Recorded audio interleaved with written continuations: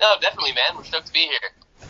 Well, I guess the best way to do this is just jump in when I ask a question because we do have a few people online. So I guess the best way to do it is just jump in. But I was wondering if we could start off by talking a little bit about bringing out an album during a pandemic because a lot of bands have actually held back. What was the decision amongst all of you guys? Why did you make the decision to still go ahead and bring out an album amongst all this craziness? All right, I got an answer. Who else has an answer? I don't want to just step on toes. Go for it.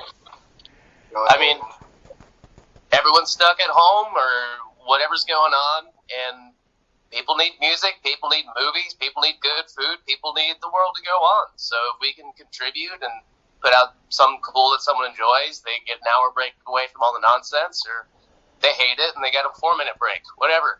Yeah. We're not slowing down, we're not stopping. Exactly.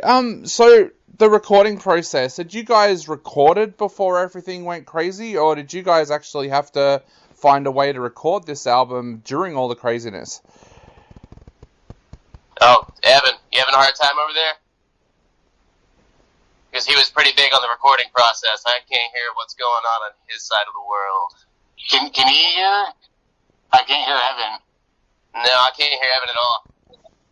No, I don't think he's more the silent type right now, but he's usually the main one talking. Yeah, I don't think he's got his audio on at the moment. Yes, where Evan and I were kind of throwing ideas back and forth, demoing things for a really long time. Probably 2018, late 2018, early 2019. So I was kind of going in and out of local studios in Jacksonville, doing some recording and session work there, and then doing a lot of stuff in my home studio, which I'm in right now. Terrible lighting. So we actually had the bulk of everything done pre-pandemic. It was kind of just doing the logistics of getting artwork and mastering, and really just the tail end, not creative, not fun stuff. Yeah. So it was. We did have that conversation of, are we going to power through and kind of wait for COVID to slow down, or are we just going to release it? And, we were, I think, pretty much all on board with releasing it. No sense in holding it any longer than it already was.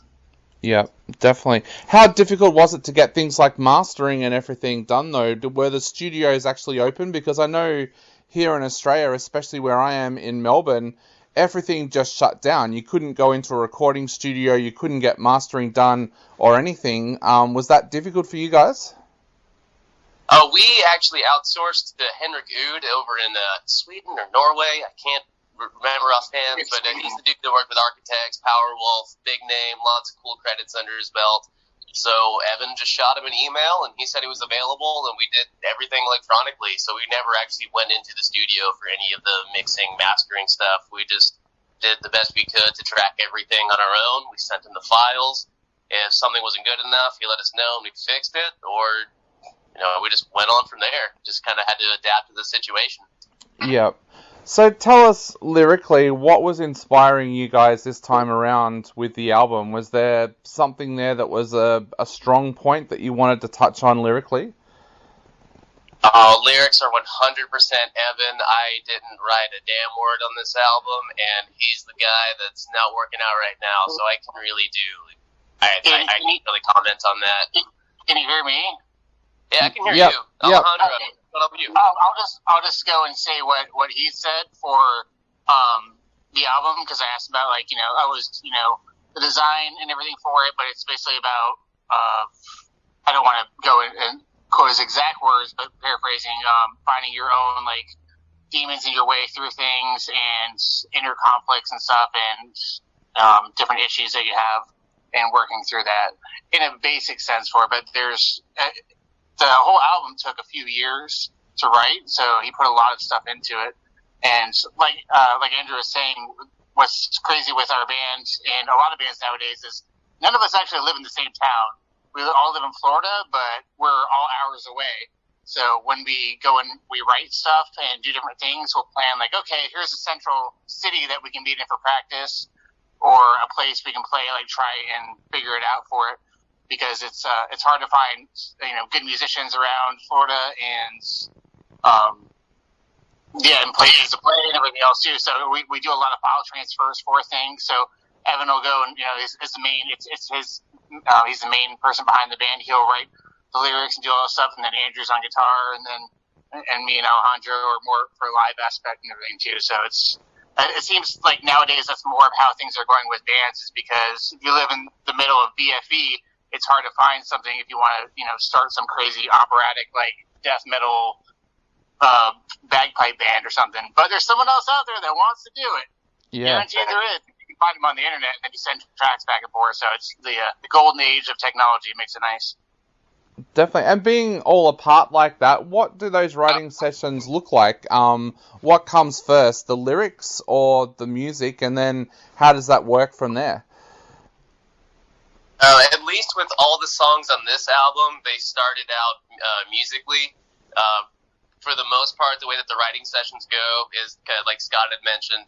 Evan's the main dude, so he sits down and he works out most of the key parts, and he comes up with the real solid riff ideas. He's just got everything on MIDI tracks, and he sends them my way, and it's kind of just rearranging the songs to be like total EDM industrial stuff into like being a bit more metal, so just putting the rock and roll blood into it. And so it really is just file transfers back and forth. Sometimes he'll send stuff that needs a little love. Sometimes he sends me songs like I just need to play that on guitar and it's good to go. Awesome. Well, Evan, we've got you now with audio as well. So we talked a little bit before about the lyrics, and Scott told us a little bit about what went on with the lyrics. But for you, Evan, what was it like writing this album, and what kind of things did you want to lay down there in the lyrics? It was fun. I mean, as far as lyrics are concerned, I really don't go in with a subject. When it comes time to do the lyrics, I'll just turn all the lights off, turn on the song, and then start writing, and whatever the feel is what I go with, and I'll go back and look at what I wrote and like fine tune it. But there's never really like a set agenda for this song needs to be about this song needs to be about that. Yeah, awesome. So I also noticed that you guys worked on, had a song featured in an Aussie horror film. Tell us a little bit about how that happened and what kind of feedback you got from that, because that must have opened up your music to a whole wide variety of people that had never heard of you before. Yeah, I mean that movie still isn't officially released yet. It's still making its way on the indie movie circuits and film festivals, but that, I believe, if I remember correctly, we got an email one day from Kim, the lady who was directing it, asking if we'd be willing to contribute some songs to the soundtrack. So we sent her a bunch, and she picked what she liked, and I believe the song that was on it was Feast. Yeah. But we're on the soundtrack. That's available, I believe, on Bandcamp. Haven't seen an official release of the movie yet, but I've seen the scenes with our songs on it. It's pretty badass. How does that make you guys feel that your music's going to be on a soundtrack? And is that something that you guys would actually look to do in the future as well? Because it is a great way to get your music out there. Oh, 100%. I mean, licensing is definitely the next step in the process after the new year comes in. I believe the goal is TV and movies. Yeah. Maybe some We commercials. got to be a wrestling theme track, man. We need the Undertaker to walk out of Machines on Blast. Start marketing more, get into some car commercials. That's where the real money comes. Oh, there we go.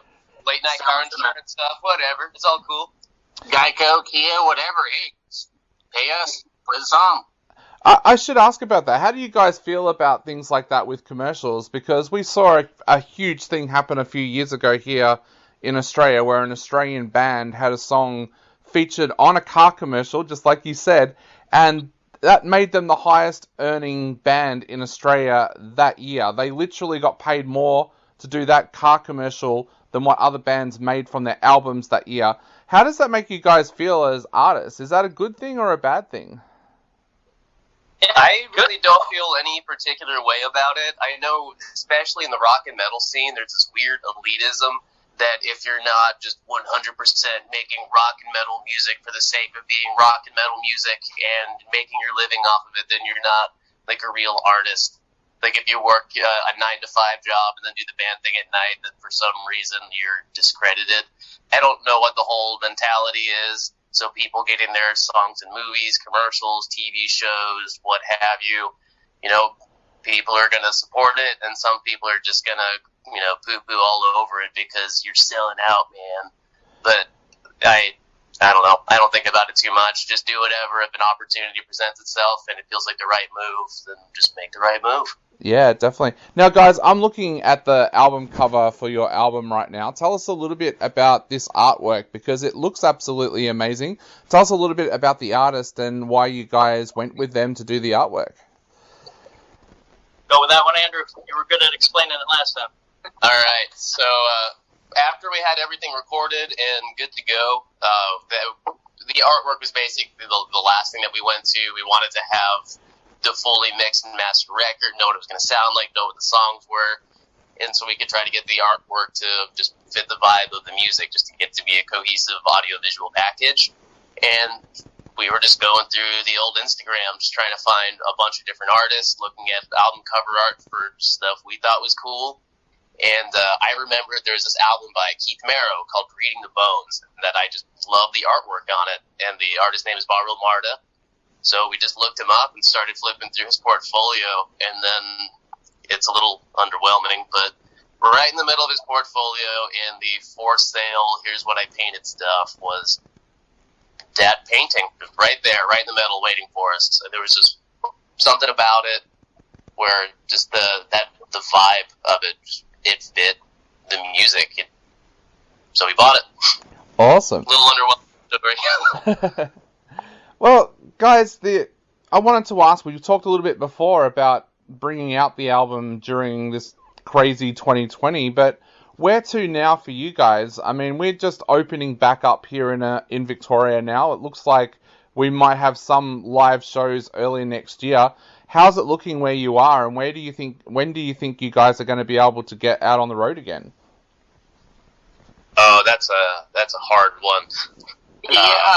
I would say the U.S. isn't really, especially Florida. That's why there's the term Florida man does this. They're not really doing it too well over here, so hopefully it'll be soon. Like, originally when it all started, I was like, hey, there's this opportunity in October to do this Halloween thing, and we're all like, oh yeah, we'll see how it goes. And as it progressed, it's like, yeah, it's not happening. So we all want it to be quicker, but that all depends on how the whole country deals with the situation and everything. So hopefully quicker than later. Yeah, no, right now it's all, but not seeing any light on the horizon.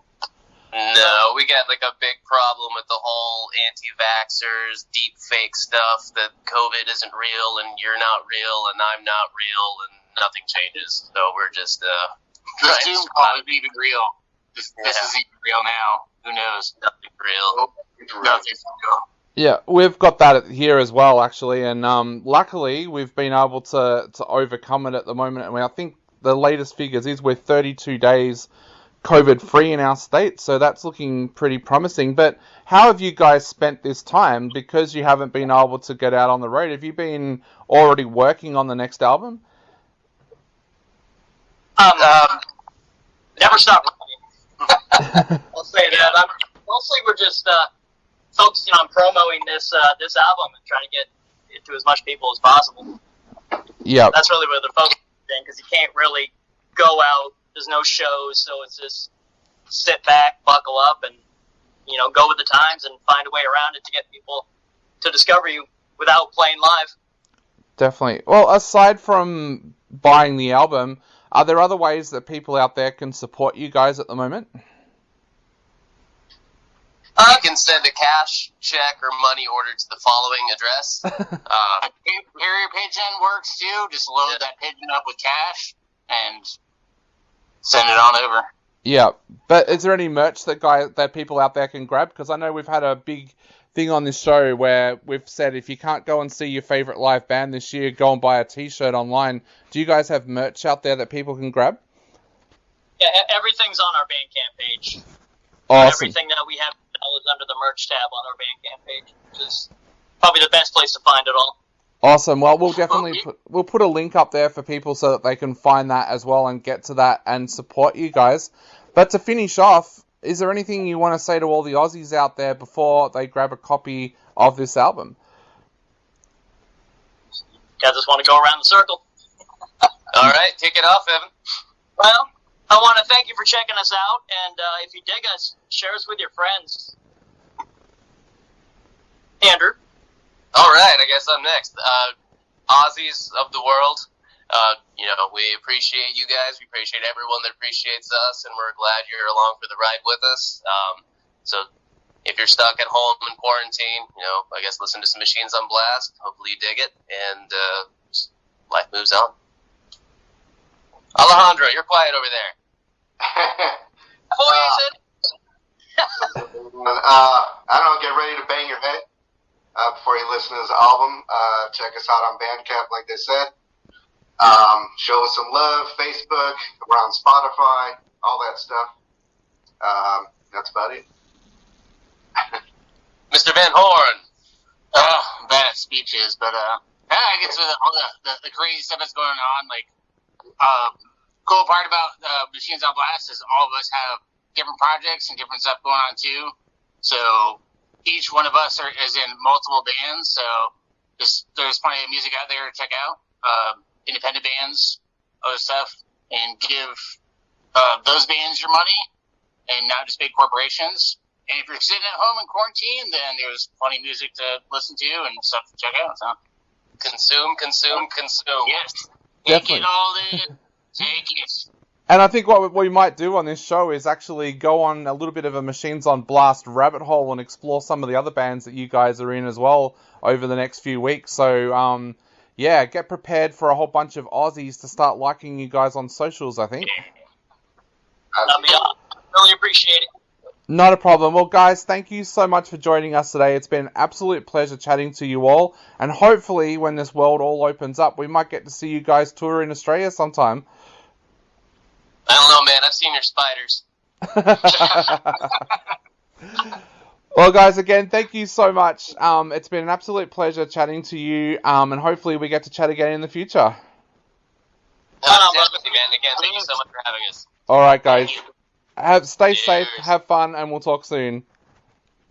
You too. Okay, bye.